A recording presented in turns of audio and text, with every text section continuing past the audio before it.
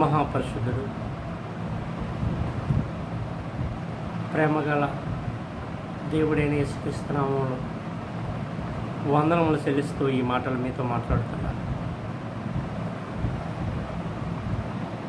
గడిచిన 10-12 రోజులుగా ప్రవీణ్ అన్న గారి మరణం కోసం ఏదో విధంగా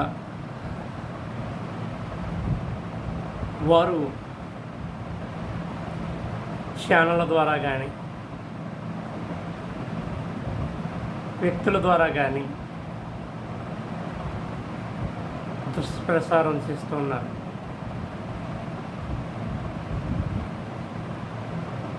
ప్రవీణ్ ప్రగడాల గారి మరణాన్ని కాంట్రవర్సీ చేస్తున్నారు.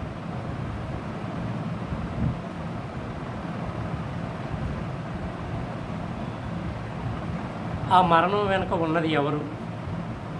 అది యాక్సిడెంటా, హత్య అన్నది ఇప్పటి వరకు తెలియరాలేదు. వారి మీద ఎన్నో ఆరోపణలు, నిందలు ఎన్నో మోపారు. ఏది ఏమైనా ప్రవీణ్ గారి జ్ఞానం కోసం ఎవరు మాట్లాడలేరు. ఎందుకంటే ఆయన జ్ఞానం ప్రపంచ దేశాలని దాటింది ఆయన మరణం తర్వాత.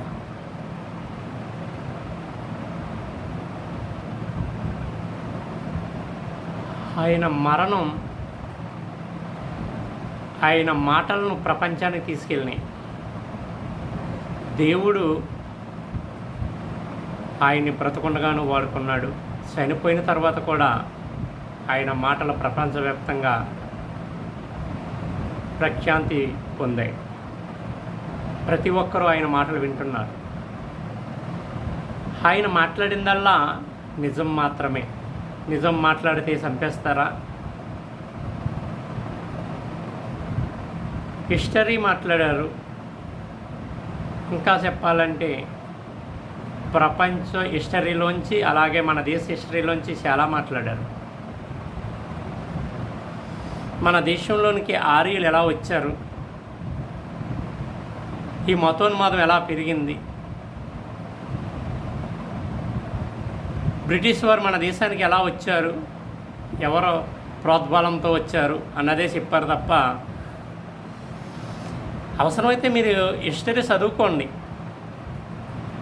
హిస్టరీ చదువుకుంటే మొత్తం తెలుస్తుంది.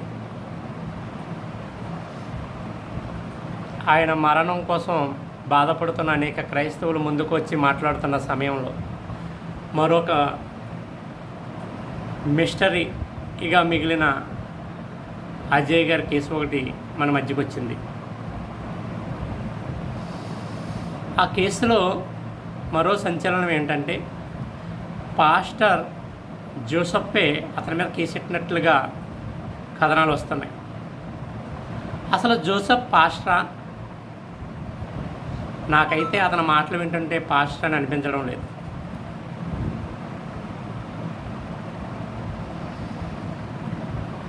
ఆయన ఆర్సీఎం చర్చికి సంబంధించిన వ్యక్తిగా చెప్పుకుంటున్నాడు, కానీ అతను ఆర్సీఎంకి సంబంధించిన వ్యక్తి అని నాకు అనిపించడం లేదు. ఎందుకంటే నిజమే పాస్టరే అనుకుందాం. మరి అజయ్ గారు మాట్లాడిన మాటలే తప్పు కనిపించాయా ఈ జోసెఫ్కి? మరి ఇంకా రాధా మనోహర్ దాస్ కానీ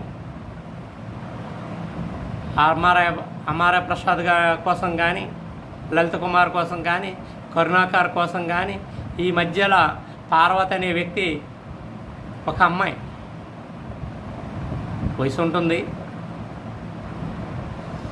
మరి ప్రవీణ్ పగడాల గారు మరణిస్తే హాస్యాస్పదంగా పాటలు పాడింది. మరి అటువంటి వారు ఈ జోసెఫ్ కనిపించడం లేదా? ఇంకా ఉన్నారు కరాటీ కళ్యాణి, ఈ జోసెఫ్ కనిపించడం లేదా? పాస్టరే, అతను న్యూట్రల్గా మాట్లాడుతున్నారు, మంచిది. ఎవరు తప్పు చేసినా క్షమించని అంటున్నారు, మంచిది. మరి వీళ్ళందరి తప్పులు నీకు ఎందుకు కనిపించలేదు జోసఫ్? నిన్నెవరో వెనకుండి వాడుకుంటున్నారు, నీతో వాడుకుంటున్నారు. నువ్వు డబ్బుకి అమ్ముడైపోయావేమో అనిపిస్తుంది నీ మాటలు వింటుంటే. అజయ్ చేసిన తప్పే కనిపించిందా? నిజంగా అజయ్ తప్పు చేశాడు, తప్పుగా మాట్లాడాడు, కేసు పెట్టవచ్చు, తప్పు లేదు. మరి రాధా మనోహర్ మరియమ్మని వేశ్య అని, ఎల్లని, యేసుక్రీస్తుని ఎల్లక పుట్టాడని ఇష్టం వచ్చినట్టు మాట్లాడుతుంటే నువ్వు ఎక్కడ సచ్చావు జోసఫ్? నీ చెవులకి అవి వినపడలేదా? నీ కంటికి అవి కనపడలేదా? నువ్వు ఒక సంస్థ కమ్ముడైపోయావని నాకు అనిపిస్తుంది నీ మాటలు వింటుండే. నువ్వు ఒక బ్రోకర్ అనిపిస్తుంది, నువ్వు పాస్టర్వు కాదు. ఆర్సీఎం వారు ఇటువంటి పనులు చేయరు. అసలు ఆర్సీఎం ఒక పోప్ ఉంటాడు, ఒక బిషప్ ఉంటాడు, ఇంకా కొన్ని తెగలు ఉంటాయి అందులో. ఒకవేళ వాళ్ళు బయటకు రావాలనుకుంటే అంగీ వేసుకుని వస్తారు. నువ్వేంట్రా ప్యాంటు షర్ట్ వేసుకుని వస్తాను? నువ్వు దబ్బుడికి అమ్ముడిపోయిన కుక్క అనిపిస్తుంది నాకు. మతోన్మాదులు కనిపించలేదా? క్రైస్తవులే కనిపించారా నీకు లోకుగా? మళ్ళీ నువ్వు క్రైస్తవుడు అని చెప్పుకుంటున్నావు బుద్ధి లేకుండా. నువ్వు క్రైస్తవుడు కాదు, ఒక బ్రోకర్వి, ఎవరికో అమ్ముడైపోయావు. అవన్నీ వస్తాయి త్వరలో. నా యేసయ్య ఊరుకోడు. కాదంటే మీలోంచే కొందరు కుక్కలు వస్తాయని ముందే చెప్పాడు. గొర్రె శరం వేసిన తోడేళ్ళు వస్తారని చెప్పాడు. అటువంటి భావతలు ఒకడవ ఉంటాం. వారితో జాగ్రత్తగా ఉండమన్నాడు. సమాజ మందిరంలో మిమ్మల్ని విడిచికెళ్తారు, మిమ్మల్ని చంపుతారని చెప్పాడు. ముందుగా చెప్పాడు మాకు, నీలాంటి వాళ్ళ కోసమే. రే పనికి మాలిన కుక్క జోసఫ్, నువ్వు న్యూట్రల్గా మంచిగా మాట్లాడి మంచిగా నువ్వు ఆలోచిస్తే అందరి మీద కేసులు పెట్టు. అజయ్ ఒకడే దొరికాడా నీకు?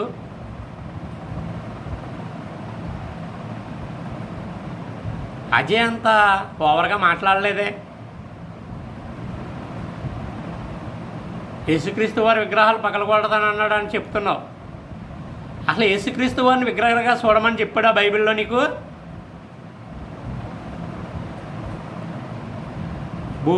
భూమి నా పాదపీఠము, ఆకాశం నా సింహాసనం అని చెప్పిన గొప్ప వ్యక్తి దేవుడు.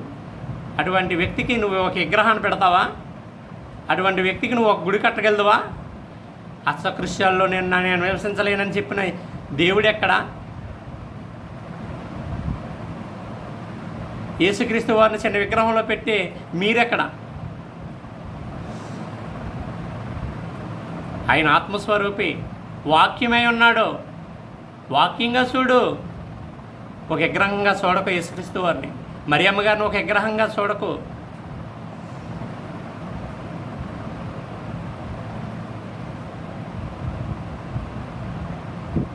జోసఫ్, కేసు వెంటనే విత్డ్రా చేసుకో, లేకపోతే నిన్ను దేవుడు క్షమించడు.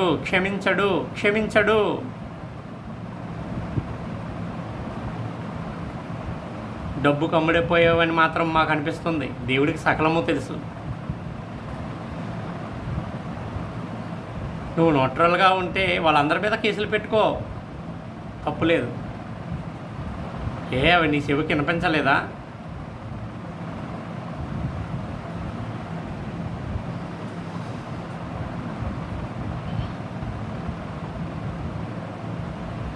దేవుడు ప్రేమస్వరూపి, అందుకే మిమ్మల్ని అందరినీ క్షమిస్తున్నాడు రా. ఆలోచించండి, మంచిగా బ్రతుకుతాం. ఆయన రాకడ సమయం ఆసన్నమైంది. హిందువులు మంచివారు, నేను వాళ్ళని ఏమన్నాను.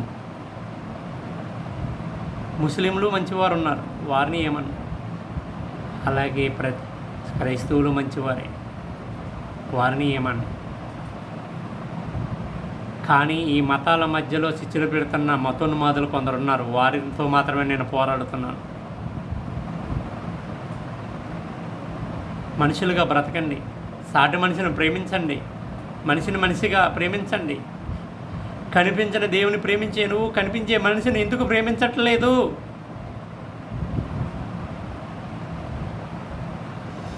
కులాల పేరట, మతాల పేరట విడగొట్టే మీలాంటి నీసులున్నంతకాలం ఇలాగే ఉంటుంది. రాజకీయ నాయకుల కంటే అన్యాయంగా తయారయ్యారు మతోన్మాదులు.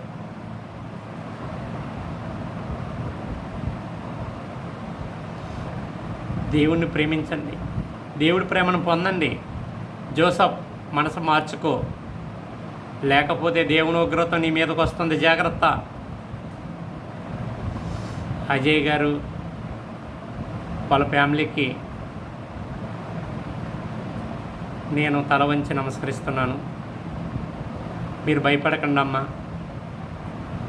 మన తండ్రి అయిన దేవుడు ఉన్నాడు, మన వెనక క్రీస్తు ఉన్నాడు, పరిశుద్ధాత్మ దేవుడు ఉన్నాడు. ఎవరు భయపడకండి. ఎప్పుడైతే మనం క్రైస్తవంలోకి వచ్చామో మనం యుద్ధంలో ఉన్నట్టే లెక్క. మన ప్రాణాలు మనవి కావు. దురాత్మ సమూహాలతోటి, సాతాను శక్తులతోటి మనం పోరాడుతున్నాం. ఈ పోరాటంలో చివరికి ప్రాణం పోవచ్చు, నిందలు పడవచ్చు, ఏమైనా అవ్వచ్చు. మనం భయపడకూడదు. క్రీస్తు కొరకు మన ప్రాణాలు అర్పించడానికైనా సిద్ధంగా ఉందాం. రేపు ఏం జరుగుతుందో చూద్దాం, దేవునికి ప్రార్థిస్తాం. ఈ యొక్క మాటలను నేను ముగిస్తున్నాను. దేవుడి మాటలను దీవించి ఆశీర్వదించును గాక. ప్రజలందరూ ఆలోచించాలని కోరుకుంటూ ఈ చిన్న మాటలు ముగిస్తున్నాను. ప్రతి ఒక్కరికి నా వందనాలు తెలుసు.